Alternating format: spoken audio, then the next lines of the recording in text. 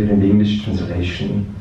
So first in German, it starts like this, and it took me quite a while to find the sound, and as soon as I had the sound, it carried me through 50, 60 pages, which is very long for me, because I'm usually very happy when I can write 10 lines at work. In German it's like this, in English it's called One. Als hätte ich mein Leben auf einem vergessenen Waldpfad verlassen, ohne Abschied, absichtslos.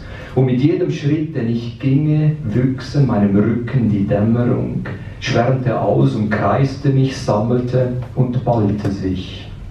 And in English it goes like this. It was translated by Karen Leader, who lives and works in Oxford. So now I'm going to just hold on to the table for one moment, and then we're going to start reading. As if I had left my life behind on a forgotten forest path without farewell, unintentionally, and with every step I took, the twilight growing at my back began to fan out, encircling me, collecting and concentrating into an oversized blue-black grape that pulsed erratically on my eyelids, and my mouth grinding the gelatinous air of vanished skies, and the materiality of days and years disintegrated like the circling filaments of a night-shaded calyx. Nowadays, or years later, the weight of the twilight swarm shifts from my forehead. My eyelids gently unlock. There is a thawing in my eyes. I sense the space from which time has escaped like air from a lung that no longer breathes, that stood still and stands still.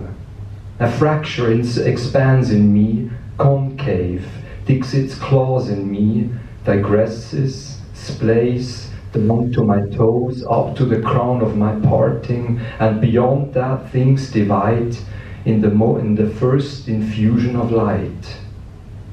As if I were inside a sparkling hourglass, in which the sand begins to trickle down and I trickle with it.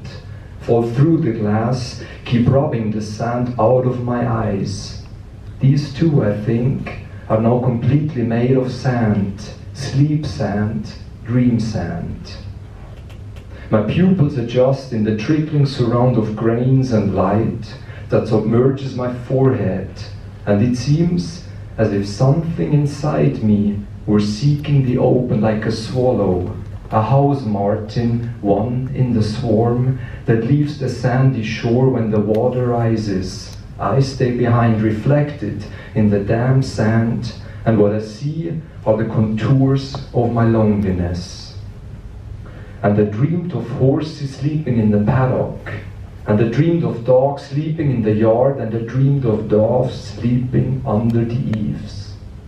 I lift myself up in bed, drunk with sleep, not at one, as if my body were coming away from the cracks in the walls of the room in countless individual parts, as if the parts made of shadows and nerves, made of skeleton and muscle, were fitting together in new ways, wedging together nerve muscle, shadow skeleton. As if nerves were forging new paths through my body, signals glide like dewdrops on a thin thread across my neck, shoulders, arms, hands, and at first falteringly, then increasingly fluidly, continue to branch out right down to my fingertips. I get up. I'm amazed that even my hair comes away from the wall and follows me out into the hallway, into the long, thin, silent ticking of a clock covered with dust. Flower, I think. And when I blow, I spray the flower of hours.